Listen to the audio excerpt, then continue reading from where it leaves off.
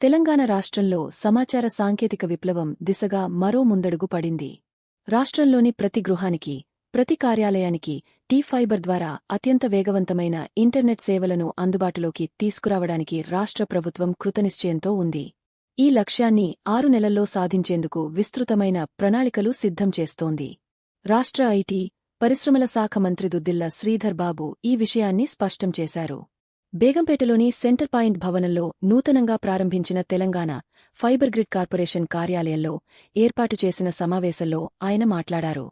మంత్రి శ్రీధర్ బాబు మాట్లాడుతూ, tea-fibre project కేవలం ఇంటర్నెట్ సేవలను అందించడానికి మాత్రమే పరిమితం కాదని, దీని ద్వారా టెలిఫోన్, కంప్యూటర్, స్మార్ట్ టెలివిజన్ సేవలను కూడా ప్రతి ఇంటికి అందుబాటులోకి తీసుకురానున్నట్లు తెలిపారు. అంతేకాకుండా టీ-ఫైబర్కు అనుసంధానంగా టీనెక్ట్స్, టీఎన్ఎక్స్టీ మరియు టెరా చాట్బాట్ వంటి అధునాతన సేవలు కూడా ప్రజలకు అందుబాటులో ఉంటాయని ఆయన వివరించారు. ఈ ప్రాజెక్టును విజయవంతంగా పూర్తి చేయడానికి ఎల్&టీ, టీజీ ట్రాన్స్కో, బీఎస్ఎన్ఎల్, ఎస్ఎస్ఏ పైనీర్ వంటి ప్రముఖ సంస్థలతో ప్రభుత్వం ఇప్పటికే అవగాహన ఒప్పందాలు కుదుర్చుకుంది.